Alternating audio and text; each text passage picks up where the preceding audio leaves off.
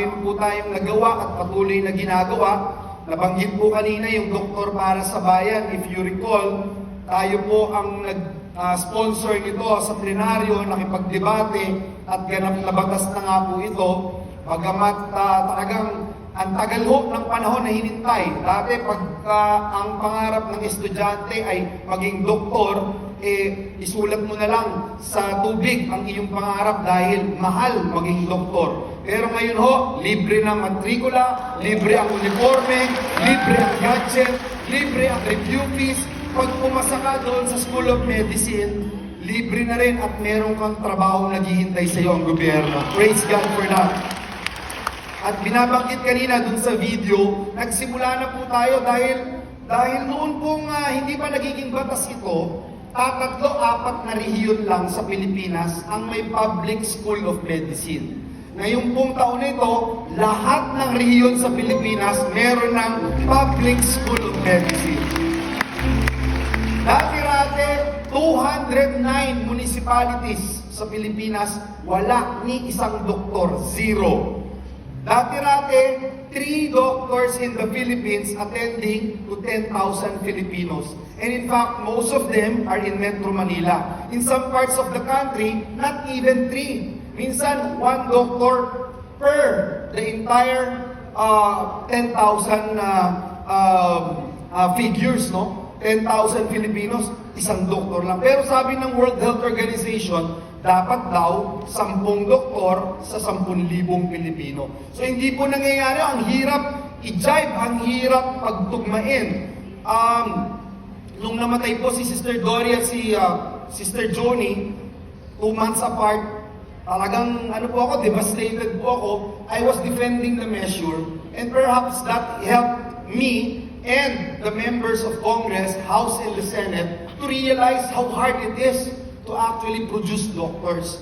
Kaya po, I always say this during the debates, nung kay Johnny, iisa yung doktor na espesyalista sa Pilipinas about her case. And alam natin yung nangyari. Sabi ko nga po, kailangan na lumikha ng trabaho para sa mga doktor sa Pilipinas. Kaya po, naging batas po ito. Kamakailan naman, naging batas po yung ETIAP o yung pong Expanded Tertiary Education and Equivalency and Accreditation Program. Ano po ba yung gagawin nito? Yung mga OFWs dito sa Hong Kong, pag uwi nyo ng Pilipinas, pwedeng sukatin yung inyong work experience at mag-credit at pwede na rin bigyan, kung ma-reach nyo yung level of credits, pwede na kayong bigyan ng diploma without attending a university or college. Yun pong isang batas na pinakamalapit sa puso ko sa mga migrant workers, syempre yung Department of Migrant Workers. Siguro naman nabalitaan nyo po yung hirap, pagod, at sakripisyong ginawa ni Senator Villanueva sapagkat halos 2 taon po ang debate rito.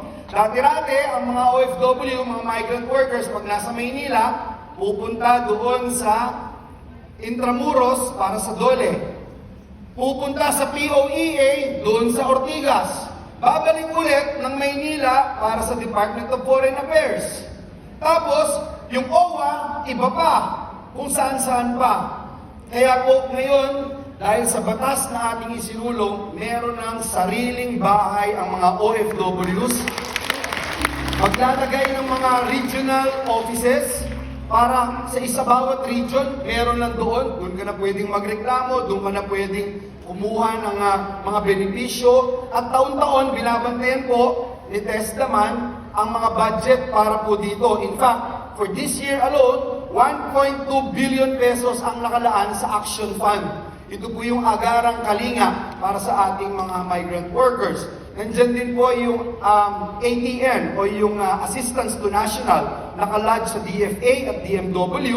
Yan naman po, may 1.26 billion this year. At taon-taon, sinisiguro natin na mayroong pondo at magagawa po natin yung pwede nating magawa para sa ating mga OFWs. Yung assistance sa OFWs 24/7. Yung legal assistance fund, dati kailangan mayroong probable cause bago maglabas ng salapi ang gobyerno para mag-hire ng mga abogado. Ngayon po, hindi na. Doon pa lang sa complaint, pag kailangan ng abogado ng ating mga kababayan, meron ng panggastos ang Department of Migrant Workers. Muli po, to God be all glory, honor, and praise. Ngunit hindi pa po tayo tapos. Marami pa rin tayong trabaho na kailangan gawin. Kanina narinig niyo po yung nangyari sa DOH. Imagine 11.18 billion pesos worth of medicines nag-expire lang. Hindi na pakikinabangan. Itong darating na linggo, mamayang gabi, uuwi na po ako sa Pilipinas. Pero po kaming ini-schedule, hopefully within the week, yung investigation tungkol po dito. Imagine, 11.18 billion ang nawala sa atin. Go to waste. Last year, 7 billion. Noong pandemya 2020, 95 million lang. Pero still, nasayang pa rin. Ngayon, 11 billion. Gusto nating panagutin kung sino ang mga dapat managot dito. Hindi po pwedeng every year ganito na lang. So, ibig ko sabihin, may trabaho pa ho tayo. Marami pa tayong kailangan gawin. Ngayon ho, nag-start na ang overseas absentee voting. Kanina po dun sa taas, tinatanong po ako, sino ba ang dapat iboto? Eh baka, unang-una, pagka ikaw ay galit sa korupsyon, eh siguro naman, dapat si back party list ang iboto mo sa party list.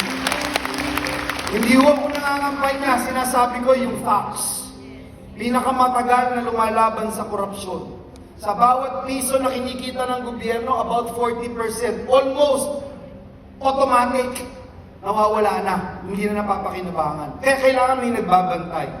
Doon po sa Senado, importante rin na yung mga iboboto mong senador, hindi yung napapatawa ka. Eh, kumuha ka na lang ng komedyante kung gusto mong mapapatawa ka.